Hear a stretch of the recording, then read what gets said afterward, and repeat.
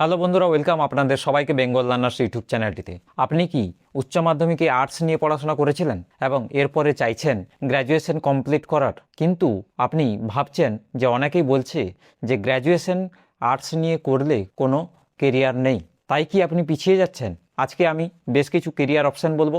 যদি আপনারা bachelor of arts করেন তাতে কি কি ধরনের কেরিয়ার অপশান রয়েছে সেই সমস্ত কিছু আজকে আমি এই ভিডিওটিতে ডিসকাস করব। ভিডিওটি শেষ পর্যন্ত দেখতে থাকুন, তবে পুরো বিষয়টা আপনার ক্লিয়ার হয়ে যাবে। প্রথমেই বলি যে বিএ আর্টস বিষয়টা কি। বিএ আর্টস অর্থাৎ এটা হচ্ছে ব্যাচেলার ডিগ্রি, 3 বছরের একটি ডিগ্রি কোর্স। এখানে আর্টসের যে সমস্ত সাবজেক্টগুলো হয়ে থাকে, যেমন ইতিহাস, ইকোনমিক্স, পলিটিক্যাল সায়েন্স, ইংরেজি, বাংলা, এই ধরনের সাবজেক্টগুলোতে গ্র্যাজুয়েশন কোর্স আপনি করতে পারবেন।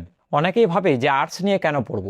আর্টস নিয়ে যদি আপনি পড়েন তাহলে আপনার মধ্যে কিছু সফট স্কিল আপনি ডেভেলপ করতে পারবেন, যেগুলোর মধ্যে কিছু গুরুত্বপূর্ণ সফট স্কিল হচ্ছে critical thinking, research skill, communication skill, এছাড়া সোশ্যাল অ্যাওয়ারনেস। এই ধরনের কিছু সফট স্কিলগুলো আপনি শিখতে পারবেন।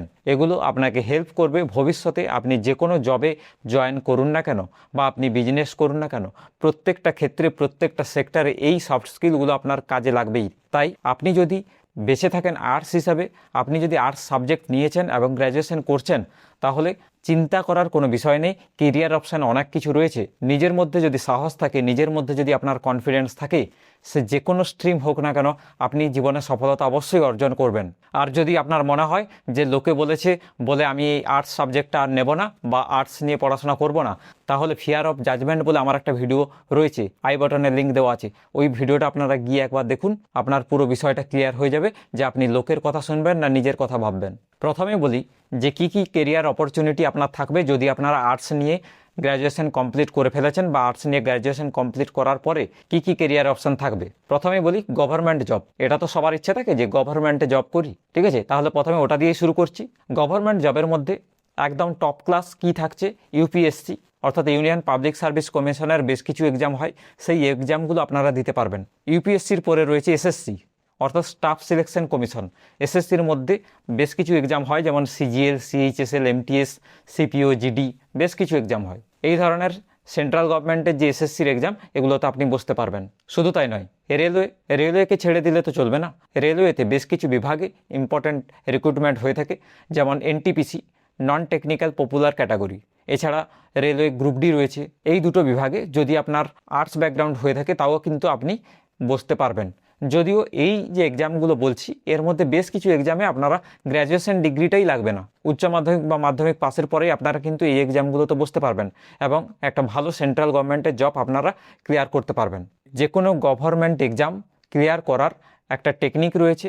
গভর্নমেন্ট এক্সামের ক্ষেত্রে সবথেকে মেন পয়েন্ট হচ্ছে যত তাড়াতাড়ি আপনারা এই এক্সামগুলোতে বসবেন বা প্রিপারেশান শুরু করবেন ততই আপনার জন্য ভালো হবে, এবং যত লেট হবে তত কিন্তু বয়সের ছাড় আর থাকবে না। কেন কি একটা নির্দিষ্ট বয়সসীমা অবধি এই এক্সামগুলো আপনি দিতে পারবেন। এরপরে বলছি যে গভর্নমেন্ট এক্সামের মধ্যে আরেকটি রয়েছে, যেটা হচ্ছে ব্যাংকিং সেক্টর। আপনি চাইলে ব্যাংকিং সেক্টরে যেতে পারেন।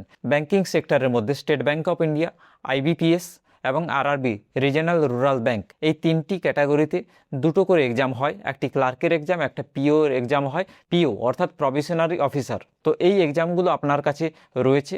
যতগুলো আমি সেক্টর বললাম এর মধ্যে অনেকগুলো ভাগ রয়েছে, অনেক ধরনের এক্সাম হয়। আচ্ছা, আমি এই যে এক্সামগুলো বললাম এগুলো সব হচ্ছে সেন্ট্রাল গভর্নমেন্টের এক্সাম। এই এক্সামগুলো বাদ দিয়েও আরও প্রচুর পরিমাণে এক্সাম হয়, যেটা আপনারা হয়তো কোনোদিন শুনেননি বা জানেন না। আচ্ছা, এরপরে আমি স্টেট গভর্নমেন্টে চলে আসি। স্টেট গভর্নমেন্টের প্রত্যেকটা ডিপার্টমেন্টে এক্সাম হয়ে থাকে। প্রথমেই বলি যে স্কুল ডিপার্টমেন্ট, স্কুল এডুকেশন ডিপার্টমেন্টে রিক্রুটমেন্ট হয়, হয়তো দেরি হয় কিন্তু রিক্রুটমেন্ট হয়। এরপরে বলছি পাবলিক সার্ভিস কমিশন, যেটা আমরা আগেই বলেছি যে সিভিল সার্ভিসের এক্সাম যদি আপনারা দিতে চান সেন্ট্রালে তাহলে আপনাকে দিতে হবে ইউপিএসসি। তেমনই আপনারা যদি স্টেট গভর্নমেন্টের সিভিল সার্ভিস বিভাগে যেতে চান তাহলে আপনাকে দিতে হবে স্টেট লেভেলের পিএসসি এক্সামগুলো। পিএসসি মারফত বিভিন্ন ধরনের এক্সাম হয়ে থাকে, সেগুলো আপনি বসতে পারেন। প্রত্যেকটা স্টেট গভর্নমেন্ট তার পিএসসি অর্থাৎ পাবলিক সার্ভিস কমিশনের আন্ডারে বেশ কিছু এক্সাম কন্ডাক্ট করায়, আপনি সেই এক্সামগুলোতে বসতে পারবেন। এছাড়া প্রত্যেকটি স্টেট গভর্নমেন্টের পুলিশের রিক্রুটমেন্ট হয়, কনস্টেবল পদে রিক্রুটমেন্ট হয়, এসআই সাব ইন্সপেক্টর পদে রিক্রুটমেন্ট হয়। আপনি সেই এক্সামগুলোতে বসতে পারবেন এবং একটা চাকরি সুনিশ্চিত করতে পারবেন। তো বন্ধুরা, এই ছিল যে আপনারা গ্র্যাজুয়েশন যদি করে থাকেন আর্টস নিয়ে, তাহলে কি কি গভর্নমেন্ট জব, সরকারি চাকরি পরীক্ষায় আপনি বসতে পারবেন এবং এই চাকরিগুলো আপনি সুনিশ্চিত করতে পারবেন, এগুলো বললাম। এবার চলে আসি টিচিং প্রফেশন। যদি আপনারা টিচিং করতে চান, অর্থাৎ আপনার শিক্ষকতা করার ইচ্ছে থাকে, প্রথম থেকে স্বপ্ন আছে যে শিক্ষকতা করার, তাহলে যদি আপনারা স্কুলে শিক্ষকতা করতে চান, তার জন্য রয়েছে বিএড করতে হবে আপনাকে বিএড করতে হবে, অর্থাৎ ব্যাচেলার অফ এডুকেশন। এইটা 2 বছরের একটা কোর্স হয়ে থাকে, ঠিক আছে? এটা একটা প্রফেশনাল কোর্স 2 বছরের। এই কোর্সটি করার পরে আপনি যে সরকারি রিক্রুটমেন্টগুলো হয়ে থাকে সেই এক্সামগুলোতে বসতে পারবেন। সেন্ট্রাল গভর্নমেন্টের বেশ কিছু এক্সাম হয়ে থাকে, এছাড়া বিভিন্ন স্টেটের এক্সাম হয়ে থাকে, সেগুলোতে আপনি বসতে পারবেন। এছাড়া যদি আপনি চান পিএইচডি করতে, তাহলে আপনাকে একটু হায়ার স্টাডিজ করতে হবে, অর্থাৎ মাস্টার ডিগ্রি করতে হবে। মাস্টার ডিগ্রি কমপ্লিট করার পরে আপনি কিন্তু পিএইচডি করতে পারবেন। পিএইচডি কমপ্লিট করে আপনি যে কোনো নেট, সেট, এই দুটো এক্সাম, যেটা সেন্ট্রাল গভর্নমেন্ট এবং স্টেট গভর্নমেন্টের দ্বারা কন্ডাক্ট করানো হয়, এই এক্সামগুলো দিয়ে আপনি যে কোনো কলেজে প্রফেসর হতে পারবেন। এরপরে যে কেরিয়ার অপশানটি বলবো সেটা হচ্ছে মিডিয়া এবং কমিউনিকেশন। আপনি চাইলে জার্নালিজম নিয়ে, মাস কমিউনিকেশন নিয়ে পড়াশোনা করতে পারেন। আপনি চাইলে যে কোনো কোম্পানিতে চাকরি করতে পারেন। কি কি বিভাগে? এখন প্রচুর অপরচুনিটি রয়েছে। ডিজিটাল মার্কেটিং রয়েছে, কন্টেন্ট রাইটিং রয়েছে, ভিডিও এডিটিং রয়েছে।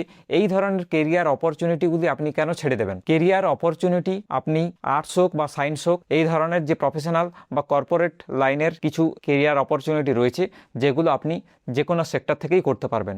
শুধু আপনার স্কিল চাই। আজকালে ডিগ্রির ভ্যালু খুবই কম। যদি আপনার মধ্যে স্কিল থাকে, দক্ষতা থাকে, কনফিডেন্স থাকে যে হ্যাঁ আমি এই কাজটি করতে পারবো, তাহলে আপনার জব পাওয়া কেউ আটকাতে পারবে না। এরপরে যে কেরিয়ার অপশনটি বলবো সেটা হচ্ছে এনজিও। আপনারা চাইলে যে কোনো এনজিওতে জয়েন করতে পারবেন, যে কোনো এনজিওর হয়ে কাজ করতে পারেন। সেখানেও ভালো এনজিওতে যদি আপনারা জয়েন হয়ে যান, সেখানে ভালো স্যালারি প্যাকেজ আপনারা আশা করতে পারেন। আপনারা চাইলে যে কোনো কোম্পানিতে কর্পোরেট জব করতে পারেন। এইচআর ডিপার্টমেন্টে যেতে পারেন, কাস্টমার সার্ভিস এক্সিকিউটিভে যেতে পারেন, রিলেশনশিপ ম্যানেজারে যেতে পারেন। তো দেখুন, কেরিয়ার অপশান তো রয়েছে। যদি আপনি এটা ভেবে বসেন যে কেরিয়ার অপশান নেই, আমি আর্টস নিয়ে পড়ে ভুল করেছি, এবং এটা নিয়ে যদি ভেবেই থাকেন, তাহলে কিন্তু আপনার কাছে কেরিয়ার অপরচুনিটি সত্যিই নেই। নিজের মধ্যে কনফিডেন্স নিয়ে আসুন, স্কিলের দিকে ফোকাস করুন, যে কি কি স্কিল থাকলে আমি একটা ভালো জব পেতে পারি। সফট স্কিলের দিকে ফোকাস করুন, কমিউনিকেশন ইমপ্রুভ করুন। কমিউনিকেশন ডেভেলপমেন্ট আজকালের সবথেকে গুরুত্বপূর্ণ, এবং প্রত্যেকটা জবে যেটা লাগে সেটা হচ্ছে কমিউনিকেশন। আপনি যদি কমিউনিকেট না করতে পারেন, আপনি যদি আজকে যে কোনো একটা বিজনেস করতে চান, সেক্ষেত্রেও কমিউনিকেশন কিন্তু লাগবে। আপনি যদি আপনার ক্লায়েন্টের সঙ্গে ঠিকমতো কথা বলতে না পারেন, তাহলে আপনার বিজনেস রান আপনি কিভাবে করবেন? এছাড়া আপনি চাইলে আপনার গ্র্যাজুয়েশনের পরে মাস্টার ডিগ্রি করতে পারেন। আপনি যে কোনো সেক্টরে থাকুন না কেন, যদি আপনি চান যে আমি হায়ার স্টাডিজ করতে চাই, অবশ্যই করতে পারেন। তো বন্ধুরা, এই ছিল কিছু ইম্পর্ট্যান্ট কেরিয়ার অপরচুনিটি, যেগুলো আপনি আর্টস হোক বা সায়েন্স হোক, যে কোনো ব্যাকগ্রাউন্ড থেকে করতে পারবেন। আমি আজকে মূলত আর্টসদের ক্ষেত্রে বললাম যে এই ধরনের অপরচুনিটিগুলো আপনার অবশ্যই থাকবে, এবং এগুলো সায়েন্সের ক্ষেত্রেও রয়েছে। শুধুমাত্র যে আর্টসেররাই পারবে তা কিন্তু নয়, সায়েন্সের স্টুডেন্টরাও, সায়েন্সের ব্যাকগ্রাউন্ড থেকে এসে এই ধরনের জব অপরচুনিটিগুলো তারাও পাবে। এবারে শুধু ডিগ্রি নয়, যে কোনো ডিগ্রি থাক, ডিগ্রি তো একটা নাম মাত্র। মেন যেটা আপনাকে ফোকাস করতে হবে সেটা হচ্ছে স্কিল ডেভেলপমেন্ট করার। কমিউনিকেশন স্কিল হয়ে গেল, যেগুলো আমি বললাম সফট স্কিল, এগুলো সফট স্কিল যত ইমপ্রুভ করতে পারবেন। আরেকটা যেটা স্কিল আপনাকে ইমপ্রুভ করতে হবে সেটা হচ্ছে কম্পিউটার প্রফিসিয়েন্সি এখনকার দিনে প্রচুর পরিমাণে দরকার। সে আপনি গভর্নমেন্ট জব করুন না কেন, প্রাইভেট জব করুন না কেন, কম্পিউটারের নলেজ যদি আপনার না থাকে, তাহলে কিন্তু প্রত্যেকটা জবেই আপনার অসুবিধা হবে। তো বন্ধুরা, এই ছিল কিছু অপরচুনিটি, কেরিয়ার অপশান, যেগুলো আমার মনে হলো যে আপনাদের জানানো উচিত। যদি ভিডিওটি ভালো লাগে, অবশ্যই ভিডিওটিতে লাইক করতে ভুলবেন না। নিজের বন্ধু বান্ধবদের সঙ্গে ভিডিওটি শেয়ার করুন। চ্যানেলে প্রথম এলে চ্যানেলটিকে সাবস্ক্রাইব করে বেল আইকনটিতে প্রেস করে দিন, যাতে আমার পরবর্তী ভিডিওর নোটিফিকেশন আপনার মিস না হয়। আজকের মতো এখানে ভিডিওটি শেষ করলাম। দেখা হচ্ছে নেক্সট কোনো ভিডিওতে।